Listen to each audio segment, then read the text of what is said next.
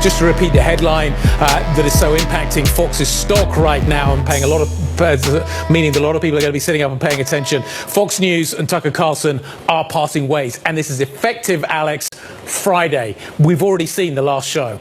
Yeah, so obviously this was extremely sudden. We don't have any details on where Tucker Carlson was going. This comes off the heels of the $787 million settlement that Fox agreed to with Dominion. And at that time, Fox said there would be no changes to its company or how it's handling things. But it looks like this is definitely a big change. We don't know, though, how and where this wound up coming about. However, It leaves an enormous hole in the middle of Fox broadcasting. And happy Monday, and welcome to The Deal. I'm your host, Ed Clark. It is Monday, April 24th, 2023. It is not Saturday. It is not Sunday when we're normally on. It's Monday. Things happen in the world, and sometimes it can't be in place.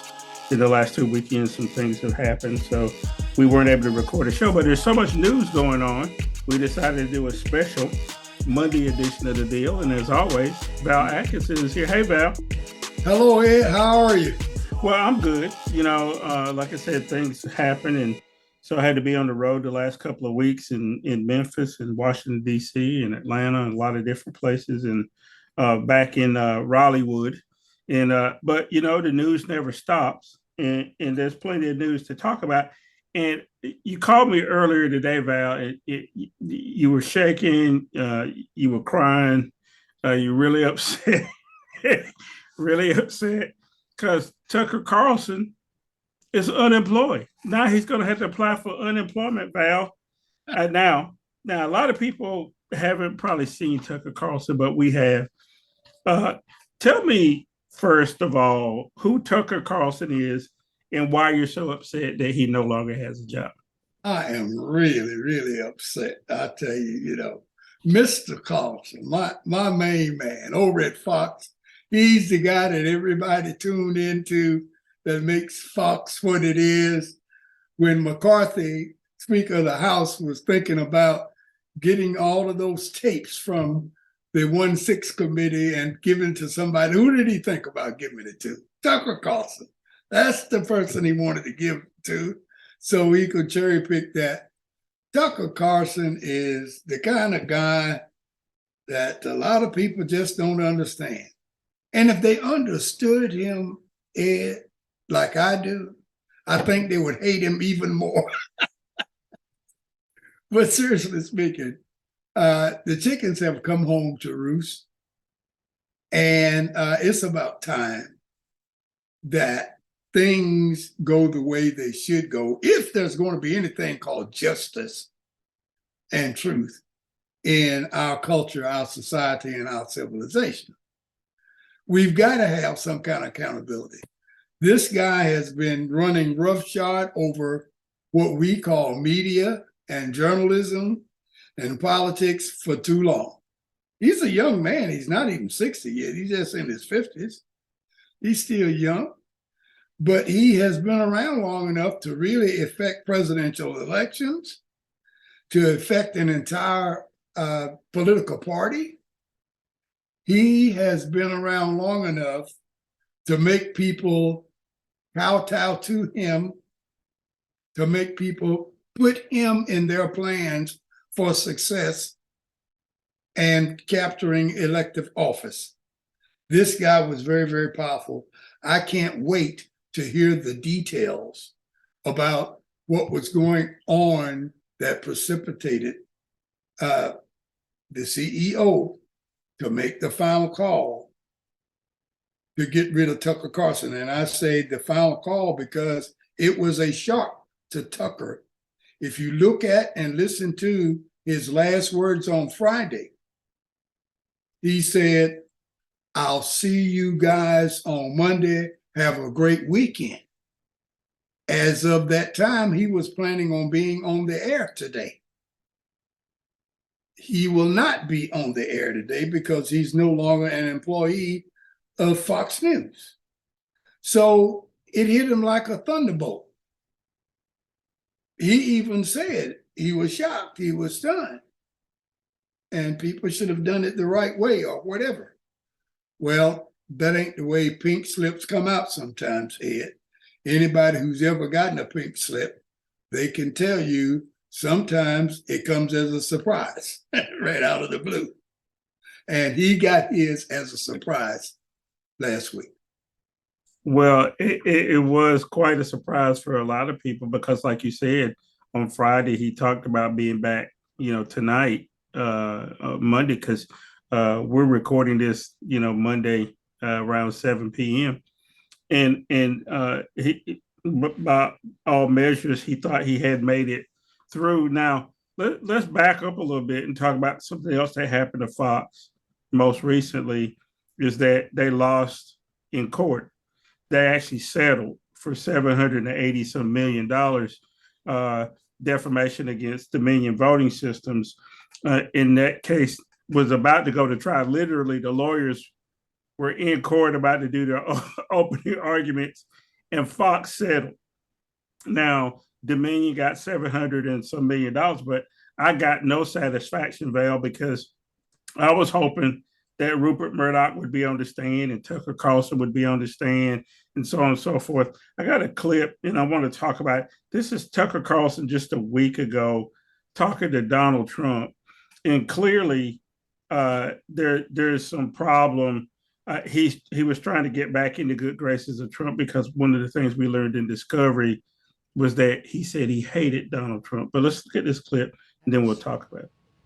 The beginnings of a very big, very powerful nuclear. They're short 5 years. They had started much later. Russia and us are comparable. Massive power, massive. And that's one of the things. More than people understand? More than people understand, yeah.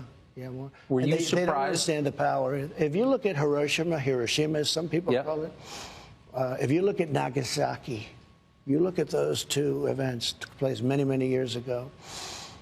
And multiply that power times 500. That's what you're talking about. Where it actually melted the granite. Granite is unmeltable by blowtorches. Yes. But the granite, if you look at granite areas, it's like water that got, hardened, like an ice skating rink. It melted the granite. If you look at that and multiply it times 500, that's what you're talking about. When I listen to people talking about global warming, that the ocean will rise. So, Val, Tucker Carlson is looking very pained, trying to talk to Donald Trump seriously about anything. Clearly, Tucker knows that the gig is up. He's already said that he hates Trump, that everything would be better if he just left. In the discovery from the Dominion case, it was clear that a lot of the hosts over at Fox, do you anticipate that maybe Laura Ingraham and some of these other people, Sean Hannity, that there may be repercussions for them in the long run because they said the same and as bad as Tucker did? Is it possible that we may see some other people let go at Fox? Well, that's why I said earlier, Ed, I can't wait to hear the reason that Rupert and the other people said that they let Tucker go. There was a whole lot of misogynistic issues floating around Tucker as well. It wasn't just about 1-6. It wasn't just about the Dominion voting case. There were cases that people said he was not a good person to work with or for if you were a female. And that if that is the case, then I don't think people like Laura Ingraham or Sean Hannity and people of that ilk have very much to worry about. But if Rupert is trying to clean house and set himself up so that he can have a better deal with Smartmatic, because they're asking for 2.7 billion, which is almost $2 billion more than they end up paying the Dominion. They only got $787.5 million. And if that be the case, then Sean Hannity, Laura Ingraham, and some other people may have some problems. I think the other shoe is yet to drop. And I'm watching it very closely. If you tie me down and you make me make a bet, I would say that this does not portend badly necessarily for Sean Hannity.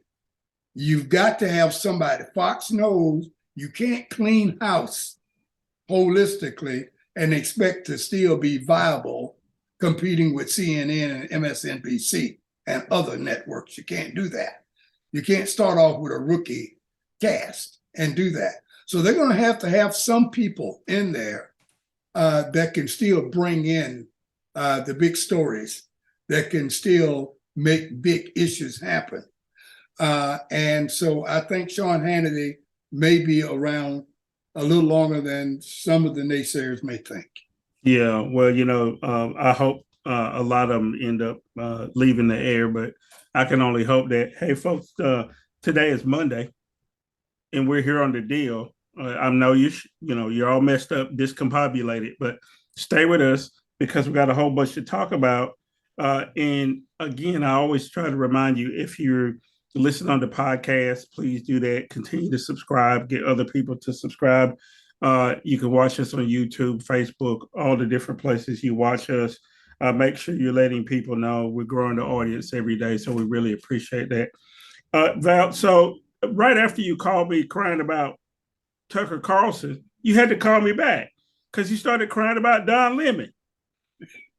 Don Lemon over at CNN gets the boot. Let's look at that clip and then we'll talk about that. Less than an hour later, Don Lemon announced he was no longer with CNN. Lemon took to social media saying he was informed of his firing this morning by his agent and that he was, quote, stunned by the move. His firing comes about 2 months after making controversial comments about Nikki Haley and her age, which he apologized for in February. Lemon voiced his frustration on Twitter, saying in part, after 17 years at CNN, I would have thought that someone in management would have the decency to tell me directly. But CNN firing back on Twitter soon after, accusing Lemon of lying. The network called the former anchor's statement inaccurate, saying he was offered an opportunity to meet with management, but instead released a statement on Twitter. And as we mentioned... So, Val, Don Lemon says he didn't know anything was afoot, that at least they could have talked to him, but CNN says, no, we tried to get you to talk to us and we told your people, you still gonna get fired, but we would have talked to you. What's the deal with Don Lemon? Why is Don Lemon gonna be standing in the unemployment line behind Tucker Carlson? Well, Don Lemon had multiple issues. I'm surprised personally that he took the job, first of all, to go from being anchor of his own show to being a co-news anchor with two others. I was surprised that he took that job. It was a magnanimous demotion. And somebody that he trusts their opinion and judgment must have talked him into that, I guess. But whatever it is, Don Lemon, unfortunately, Ed, and I say this with no joy in saying it, he was not what you would call in our top tier as far as media and journalistic rankings are concerned. He was a nice guy. He was a amiable kind of person, photogenic, all of those kinds of things. But he just wasn't a damn good journalist, And he didn't have a overwhelming knowledge of the game of politics. He didn't understand that. He didn't have a background of being a minister or walking with John Lewis or teaching political science or writing books or nothing. He was just a person that could read lines from the prompter, and like I say, do some other things. There were some things that were hindering him as well. A lot of people didn't like his sexual orientation. Well, that's up to them, but they didn't like it. Nobody brought it up that much. But the other thing that bothered me, I was just reading this afternoon, that there were some people, some women who didn't like the way he treated them. And I said, wait a minute now, he's gay, He's not sexually harassing them, I know, because of that. And I think what they're saying is that he was condescending in the way he talked to them, and they felt it was because of their gender. And, when you got that along with your sexual orientation, along with the fact that, you're not the most knowledgeable in your field, and you just got demoted from having your own show, that's a lot of baggage to be carrying around. And after a while, it just got too heavy for people to deal with, and they had to let him go. Yeah, I think all those things are absolutely spot on, Val. And the final straw is, when they send you to the morning show, right? After you had a primetime show, the writing is clearly on the wall. They either want you to quit, right, or they're going to quit you at some point if you make one more mistake. And he made one more mistake. In offending some of the female cast members that were on the morning show with him. Mm-hmm. But one last thing about this, we can poke fun at Don Lemon or at Tucker Carlson, but the reality is, Val, that this cable news thing, the cable news cycle is problematic for me. We watch cable news because we have to, so we know things, but they really don't have that much viewership when you think about it. Tucker Carlson was the number one cable news person. His show had 3 million viewers a night. And a lot of times Real Housewives and Dancing with the Stars have way more viewers than that. Do we have too many news channels, Val? I mean, what you taught media politics. Are there too many outlets? Have we grown this cable news thing into these little niche, viewership where I watch MSNBC and I don't watch anything else, and I watch Fox and I don't watch anything else, or I watch CNN and I don't watch anything else? Is that problematic to you? And do you think there's ever going to be a change for that, or have we let the genie out of the bottle? No, I don't believe it's problematic, Ed, simply because I think news sources should be challenged. I think they should know that someone or something is looking over their shoulders, and they just can't put out anything they want without having somebody to say, hey, I have a different view, or there's a different way of looking at that same thing that you're talking about. So I think because MSNBC knows that there's CNN out there, and Fox knows that there's MSNBC out there, it kind of reins them in just a little bit. But here's where the problem is, Ed. They may rein one another in, but unless you have a entity on top of all of them being fair and being just, making sure that there is good arbitration, making sure there is truth in what is being portrayed and put forward. Unless you have that, then none of it matters. And we lost that in the administration of the 45th president. We lost that quite a bit. Joe Biden has done a great job of trying to get that back, having the FCC have some teeth in it and those sorts of things. But it's critically important that people who have FCC license know that the granting of that license has a flip side. It can be taken away from you. And the items that are listed as to how you keep that license should be very clear, and they should be aware that it's there and it's going to be checked on a daily and constant basis. So I want to see the FCC have more teeth. I want to see them say, Fox, you can't do this. MSNBC, you're playing too much politics. I want to see them get out there and say, the American people need to hear the clear, unbridled, unfettered truth. That's what they need, and that's what I'm here to see that they get. So I'd like to take a look at the FCC and give them more teeth. Yeah, well, I hope we get better news out of Fox, though. I hope this whole thing with the firing of Tucker Carlson is a wake-up call for the people over there that they can't do this stuff again. They almost caused the overthrow of the country with their nonsense of allowing Rudy Giuliani and some of those other nutcases to say that the election was rigged. You know what, Val? It's a good place to take a break. When we come back, I want to talk about your other buddy. You've been crying about him too, Clarence Thomas. He's in a little bit of hot water. I want to talk about how much hot water you think he's in and what may happen to him. So stay right there. We'll be right back after this message. This episode is sponsored by My Local CFO, helping you build stronger growth by connecting your financial picture to your operational goals.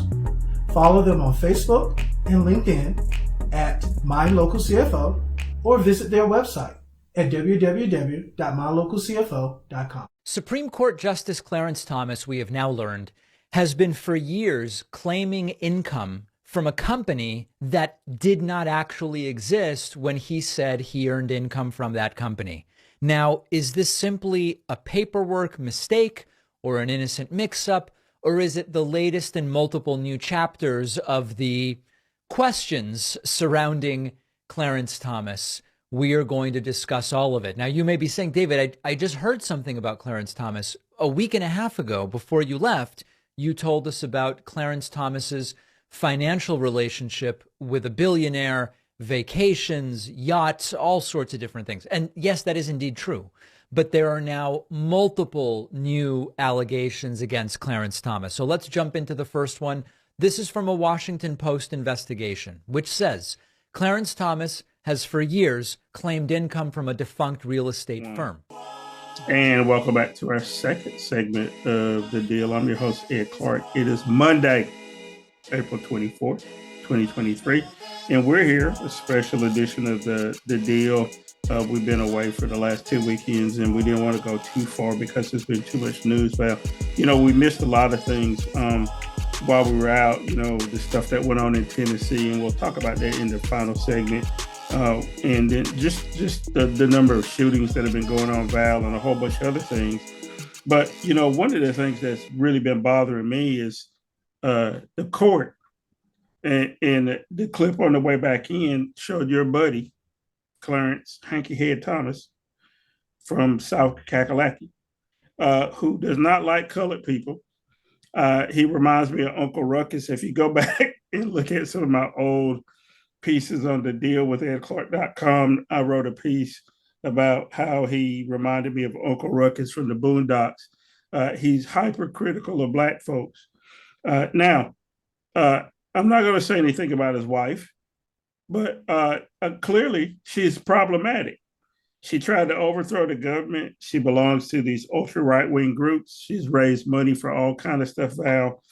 And now it seems Clarence been flying around the world. Now, he used to make a big deal about getting in his RV and how he and his wife just got in their RV and would drive around the country so they could be around the unwashed, right? They like RV parks.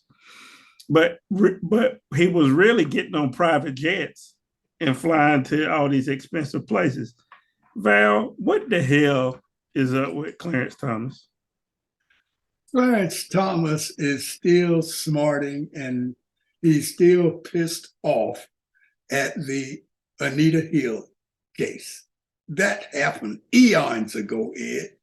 I think you were in grade school then, and we know that may not even been in this century. But at any rate, he's ever since he's gotten on the court, he has vowed to not make it easy for anybody on the left or any Democrat or anybody that could have possibly been against his Supreme Court nomination. He will take that to the grave with him. He continues to fight about that. So if you fit in any way in a category that could have been against him in the Anita Hill case, he's not going to be for you. And that includes all Black people. That includes all Democrats. That includes liberals and progressives, as we call them. All of these people. So he's going to do whatever is necessary. And anytime he gets a chance to promote a right-wing issue, he'll do that. That's getting back at them for giving him a hard time and not allowing him to sail through the nomination process. Now, having said that, that's why he does all of these things. You left out one thing when you were talking about, spending time with the unwashed and being in his RV and all of that. Remember, he said he loved to hang out in the Walmart parking lot. Don't forget that. Okay. That's a lie, but that's what he said he does.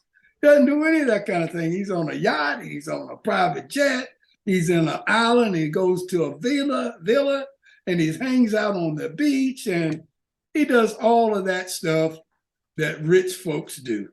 And then he comes back and he plays the role of poor little Clarence, But the one thing that I have an issue with him on, Ed, is I read a biography on Clarence Thomas a long, long time ago, doing the Anita Hill piece. I wanted to find out who this guy was.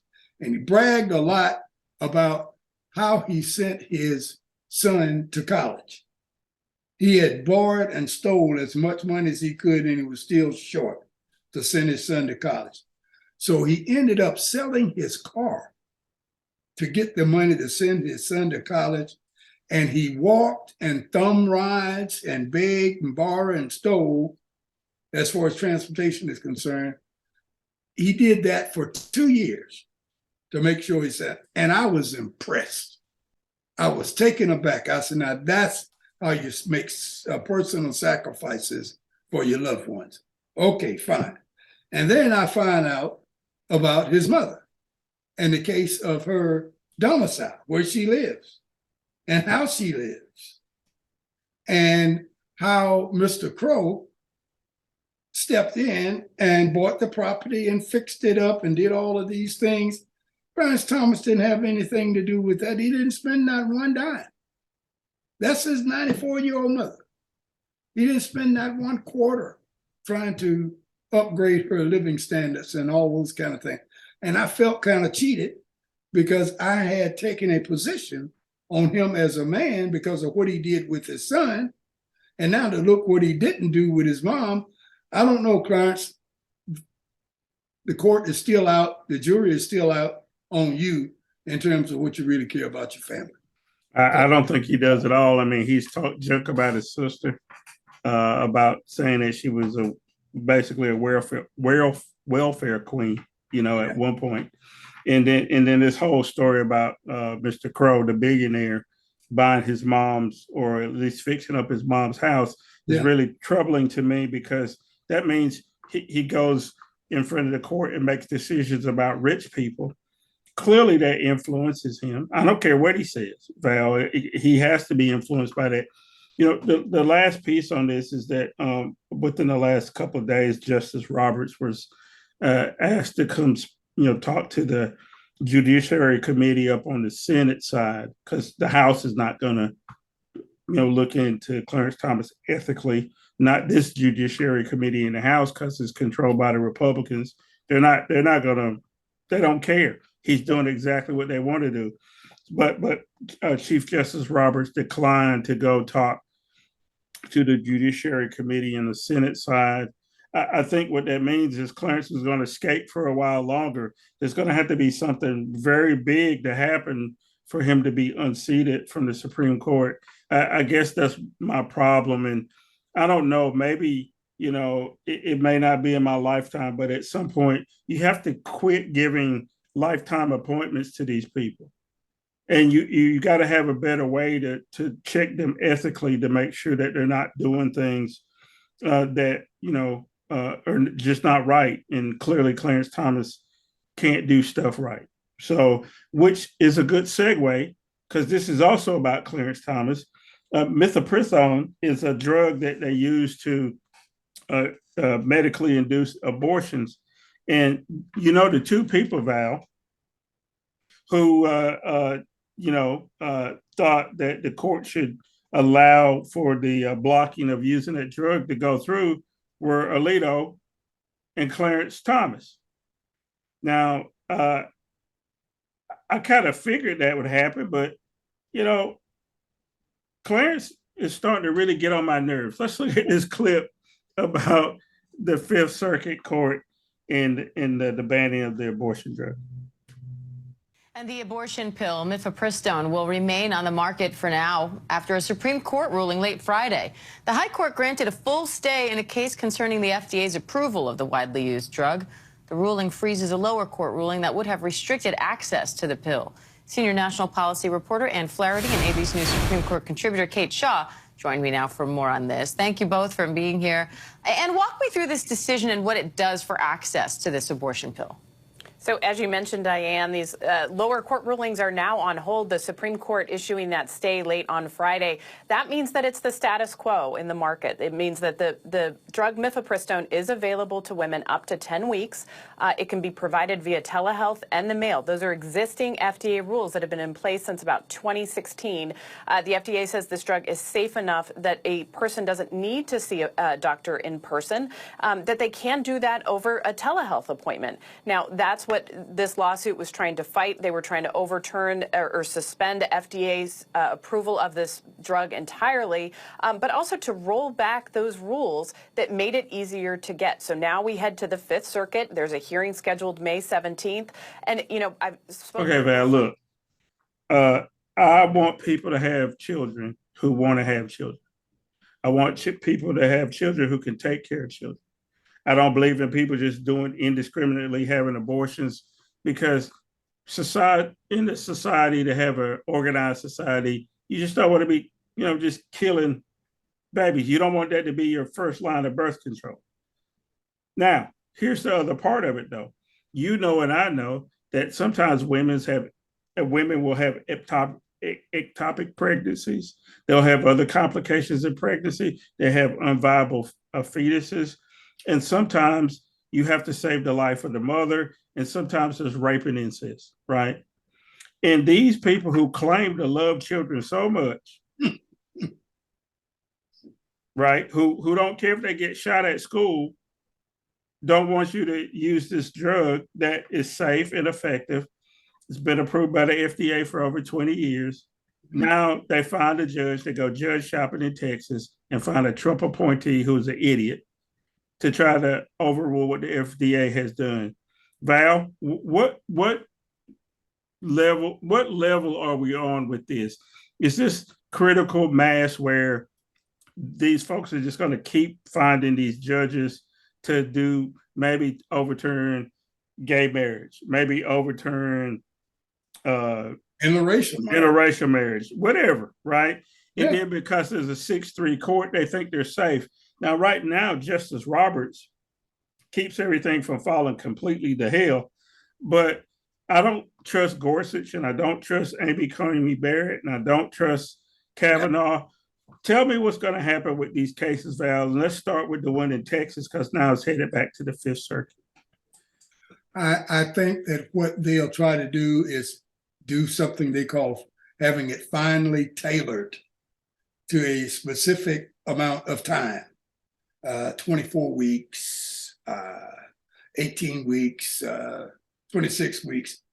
In other words, they're going to try to put their stamp on it where you're getting rid of this drug, but you're putting a timeline on the length of time that you can detect a heartbeat in the fetus, to say that they are compromising. That's the message they want to send to everybody, that they are not listening to the Fifth Circuit idiot, okay, that's calling himself a circuit court judge.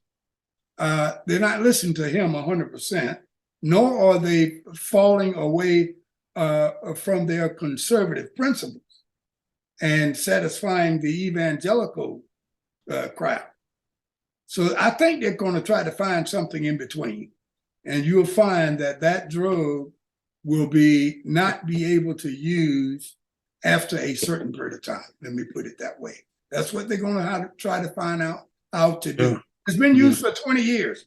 Yeah. I was watching a show the other day, and they had some staggering statistics that over 5 million cases of the drug being administered, they had like 5 deaths, which made that drug safer than Viagra. made it safer than penicillin. And, you know, what type of logic can you have for bringing that drug back, looking at its efficacy and safety when it's safer than penicillin? Are you going to bring penicillin back and say it's not safe enough? Yeah. Well, you know what the game is, Val. These folks want a theocracy. Now, I'm not going to sugarcoat it. You can get mad at me if you want to, folks, evangelical Christians. You believe that America should be a theocracy, and it should not. We're a democracy, a republic at that, and we do not use your Bible to make decisions about whatever. And besides, the Bible doesn't even really say anything about abortion, right? And what it does say is that you can kill babies under certain circumstances. I'm not even going to go there today, Val. They don't want to make me call them out, but here's the honest to God truth. We do not want people like Ron DeSanctimonious, I like to call him, and Donald Trump calls them that too, pretending like they're protecting children by banning books and then also by banning abortion. Now, Florida now has a 6-week limit. We're here in North Carolina, Val, and we've been okay so far. But I really do think that the next fight is going to be here in North Carolina because we've allowed the North Carolina legislature to be taken over by these idiots. And I do mean idiots in the kindest terms. They're idiots to take over. And now we're in a situation where the governor can't block anything because of the supermajority here in North Carolina. There's a supermajority in Tennessee. There's a supermajority in Alabama. There's a supermajority in Mississippi. The only place in the South where there isn't is Virginia. And so, you know, what you'll think eventually see is people having to travel for abortion services right now to North Carolina. There's been an uptick, but I don't think that's going to last forever, Val, because of the people who are in charge. I could go on and on about this because I'm kind of exercised about it. My evangelical friends, you can be mad at me if you want to.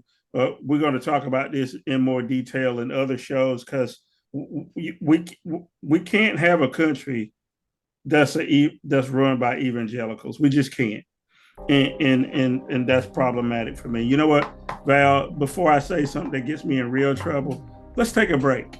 And when we come back, I want to talk about why Trump still has support.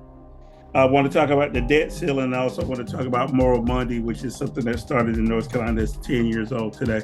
So we'll be right back after these messages.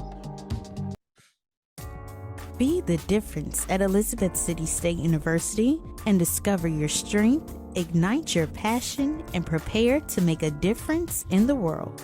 Nestled in northeastern North Carolina, ECSU is your home away from home, offering a quality and affordable education in a nurturing and supportive environment.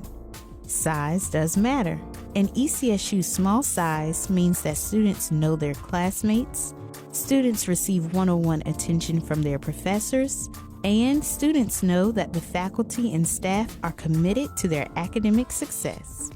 Welcome to ECSU, where your success, safety, and comfort matter. At Elizabeth City State University, students come to discover their passion and leave to conquer their dreams. Whatever your passion is, you can be the difference at ECSU. New polling shows most Republicans still support Donald Trump's campaign, despite his mounting legal troubles. Can we just stop right there? Can we just stop right there? There's a lot of reasons for that. We can go into them. Can we just stop right there for a second? They still support him, Reverend Al, despite the fact this is a guy who said he wanted to terminate the Constitution. This is a guy who denied the election, was the first president actually, since the Civil War, did not allow a peaceful transfer of power. A guy who actually supported the overthrow of the election results, spurred on an insurrection against the United States of America. All of these riots, people in jail because of Donald Trump, and Republicans are, that's fine. That's fine. You know, it reminds me, back in 2016, John Meacham said that Donald Trump was like a hijacker that got on a plane, the Republican Party in this case, and everybody that was, all the passengers on the plane were cheering for the hijacker. And welcome back to our third and final segment of the deal. I'm your host, Ed Clark. That's Val Atkinson. We've been talking about stuff. Tucker Carlson, Don Lemon. Val was all shook up about that. So we figured we'd do a show today. Maybe he would feel better that he could talk about it. We talked about Clarence Thomas and his shenanigans with taking money from rich people.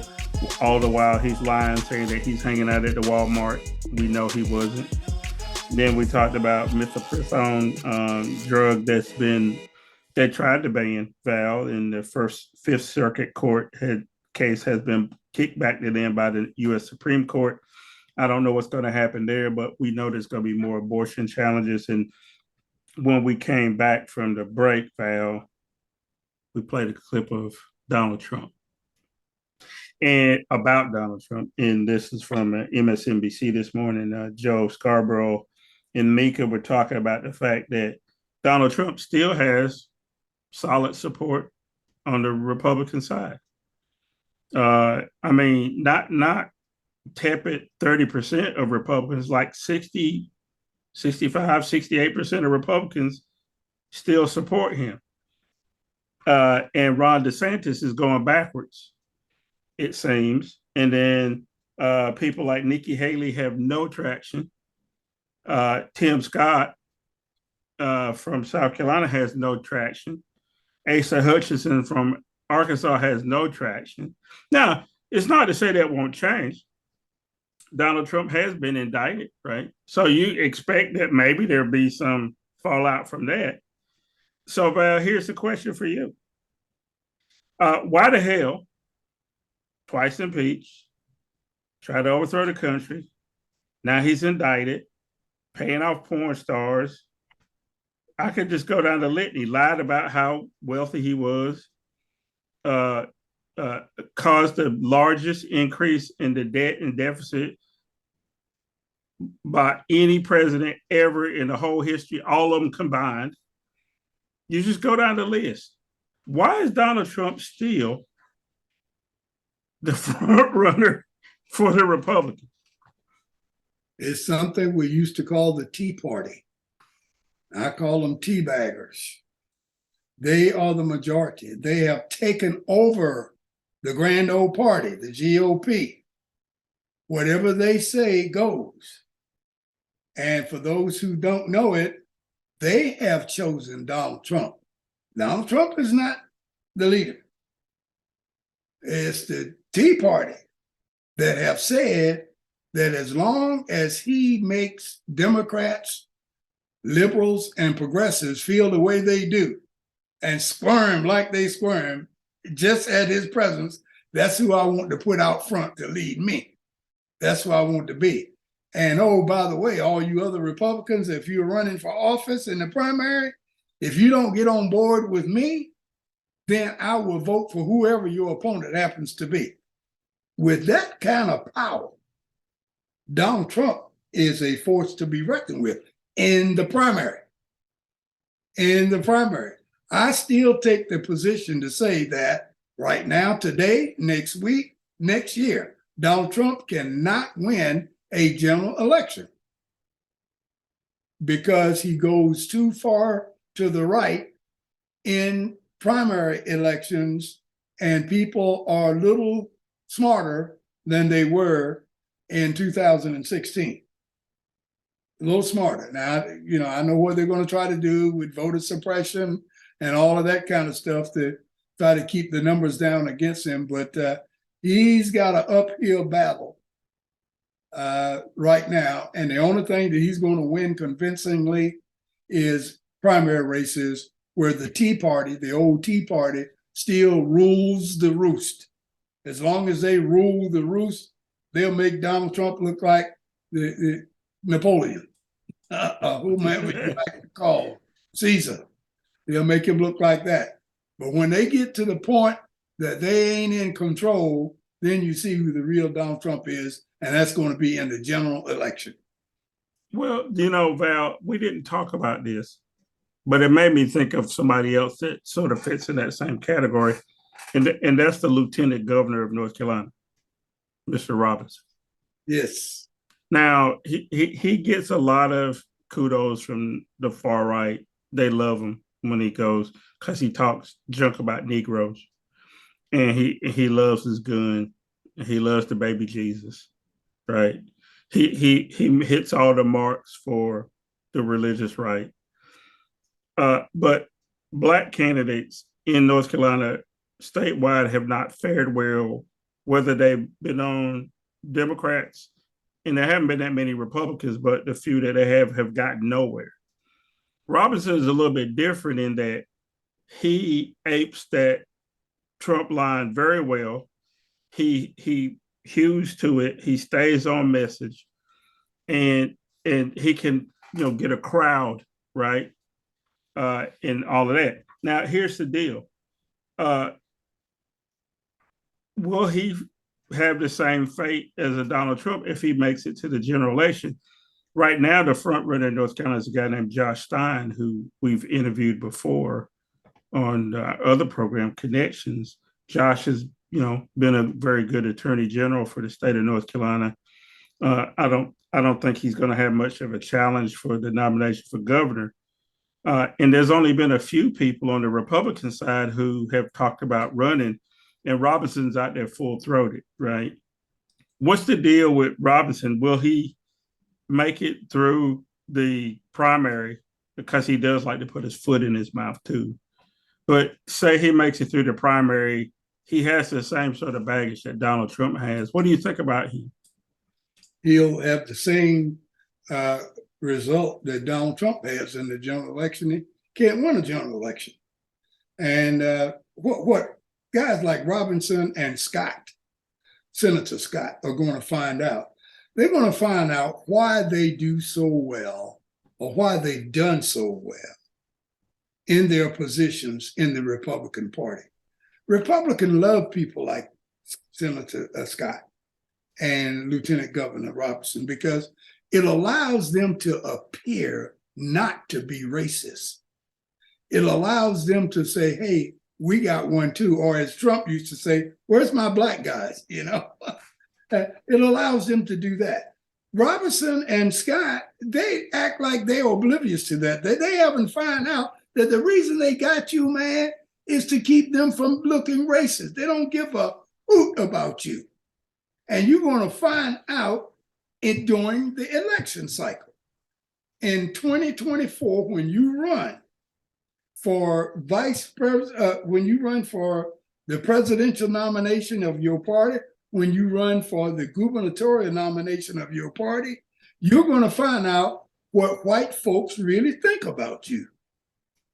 And they don't think very much of you.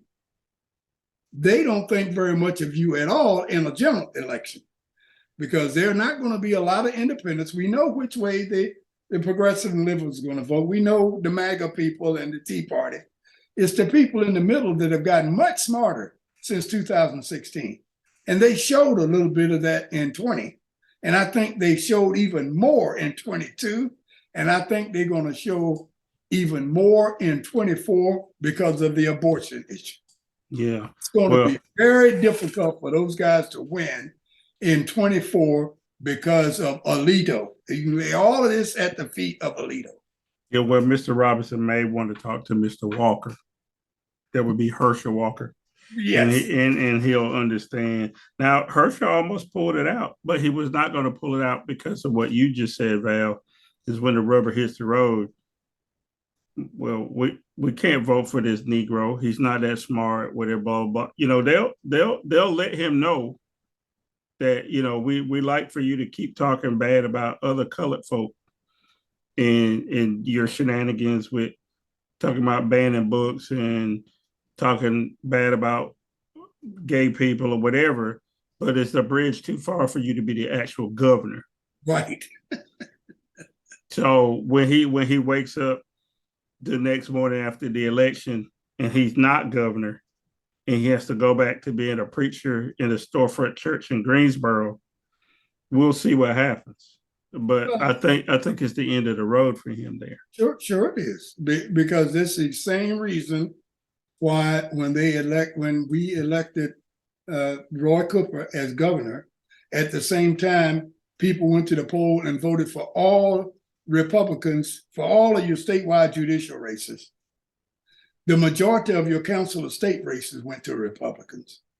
But they held aside that one job for governor. The top guy in the state went to Roy Cooper, the Democrat. And they have been doing that with regularity, even with the female Democrat, with Beverly Perdue and Mike Easley and Jim Hunt, 1, 2, 3, and 4, and right on up and down the line. And if it wasn't for Martin and your boy from Charlotte, the school guy, I call him, with the vouchers guy, we would have a clean sweep of Democratic gubernatorial candidates over the last 40 years. Yeah. Well, I got us a little bit off track, but, talking about Trump made me think of Robinson, but we're going to switch gears a little bit here. And I got a clip I want you to look at. This is about the debt ceiling. Good morning. Good to be with you, Joe. So we know how narrow the margin is in the House. A lot of people say it can't be done, but I don't know. What as the whip, what can you tell us?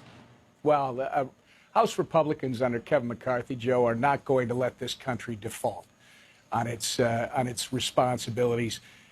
McCarthy has been trying to get the president, Joe Biden, to negotiate on a debt ceiling deal since the beginning of this Congress. And he's been told at least a couple of times by the president that he's willing to negotiate, but there's been absolutely no movement. So House Republicans are going to do what we've been doing since the beginning of this Congress. We're going to lead. We're going to pass a debt ceiling proposal off the House floor and send it over to the Senate, and we'll hopefully either get that passed into law or the president and this administration will finally want to talk about it. So, Val, the Speaker, Mr. McCarthy, he had to cut deals with everybody and his mama to become Speaker.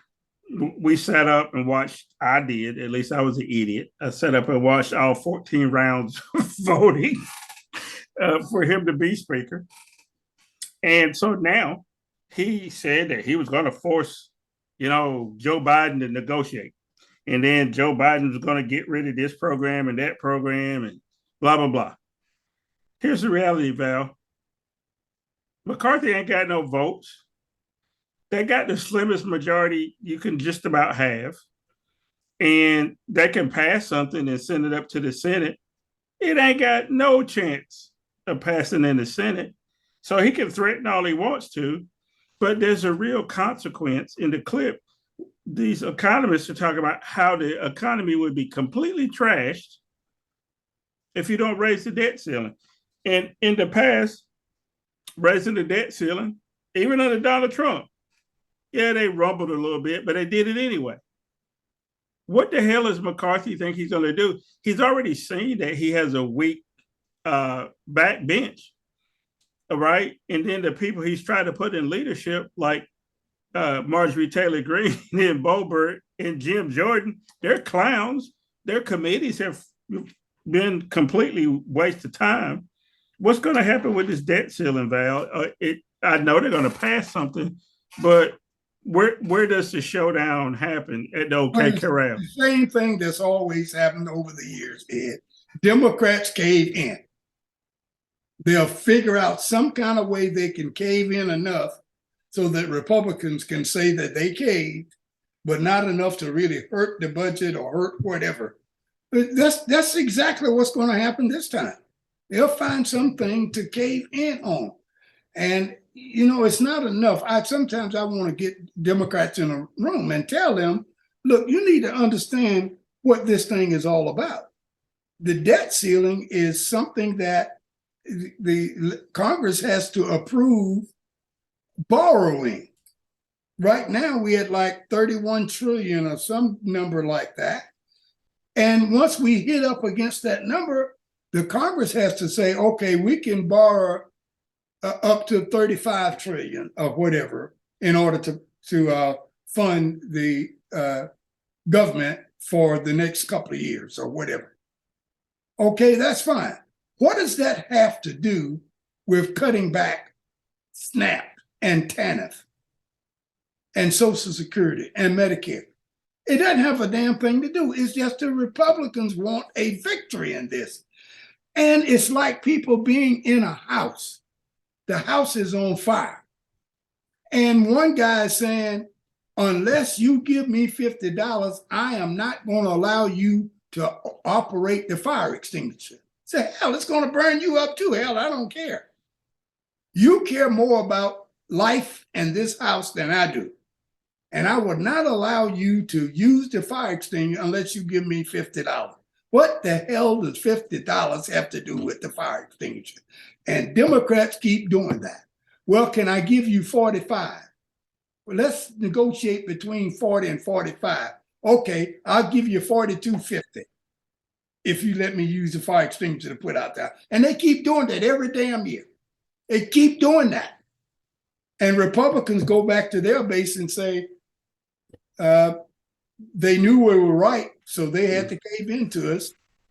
And we go back and say, boy, we avoided another Great Depression because, you know, when we catch a cold, the rest of the world catches pneumonia and that kind of thing like that. So we had to do it. No, you don't. No, you don't have to. No, you don't. Stop caving into these guys because every time you cave in, he's going to be back the next day. It's like giving the bully on the playground your lunch, hoping he won't ask for it tomorrow. Yeah. Well, you know, Val, you talk about cut back on stuff like SNAP and stuff. There are people in states who want to cut out lunch in Iowa and places like that. I mean, they feel so emboldened because like you said, they think the Democrats are not going to fight back. I will encourage people to fight back. And the last story I want to cover is about fighting back. The Moral Monday movement that started here in Raleigh 10 years ago. The anniversary of it is today. Here's a clip of Reverend Barber. Talk about the first moral, the 10th anniversary of Moral Monday and what you've been able to accomplish over this decade. Well, thank you, Joe. Thank you, Meek. And good morning, Reverend Al. You know, when we look at Moral Monday that happened 10 years ago in North Carolina, we had a supermajority to come into the General Assembly because of redistricting that was not stopped by the Justice Department. And in the first few weeks, they decided that they would block health care expansion, Medicaid expansion. They would attack the LGBTQ community, block living wages, block unemployment increases. And then in April, they decided they would go after voting rights as well. And what people decided was every crucifixion needs a witness, even if you're in the minority. And so 17 of us, built on 7 years of organizing what we call the Forward Together Moral Movement, went into the General Assembly and said, listen, we are here to say that health care and voting rights and living wages are moral issues. Of that 17, interestingly, 7. So, Val, we've had Reverend Barber on before as well over the years. I've been knowing Reverend Barber for a long time. And the Moral Monday movement started in North Carolina when the Republicans took over the legislature and they were talking about cutting all kind of programs and school vouchers and all kind of stuff. And, you know, the movement really kind of kept some things from completely imploding here. And now the movement spread to Tennessee. So here's the last thing, Val. You know, you could have stuff like the Moral Mondays, right? Get arrested and protest and all that. And we should do that. But the fact is I told you in all the southern states, save one, save Virginia, there's super majorities of Republicans because they've gerrymandered their way into power. More Monday talks about trying to form these coalitions with white people, and last week Reverend Barber was in Eastern Kentucky working with coal miners and people like that, trying to, get them to see that it's in their interest not to follow along with these Republicans. Are we going to see these coalitions like Reverend Barber is talking about built anytime soon, or will we have to suffer through another round? And when I mean round of this, I'm talking about 10 years, right? Because most of these districts are in and are going to be in for the next 10 years. Will these coalitions hold, or will these districts hold? What's going to win out in the end, Val? I wish I had a crystal ball, Ed, on that, but this is where the fight needs to go, because we talk on this show all the time, the impediments that's keeping us from being a real democracy, from exercising the full value of our republic and those kinds of things.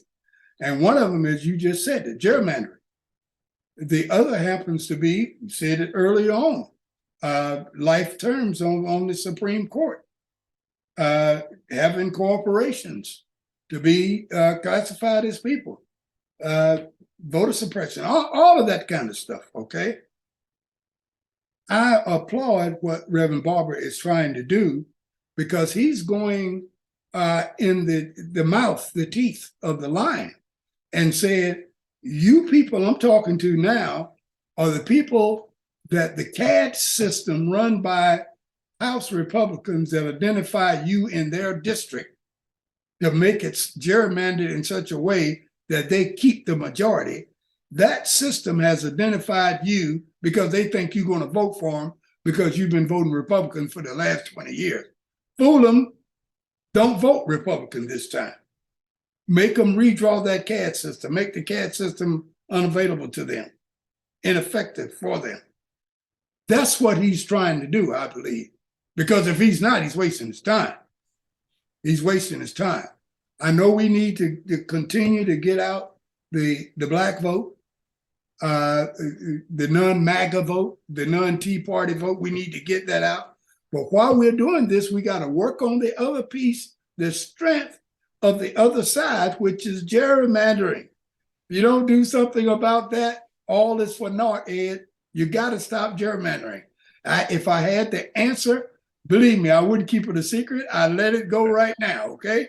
Well, but somebody has got to do something about gerrymandering, or everything else doesn't matter. No, it doesn't, Val. You know what? I don't want to run out of time here.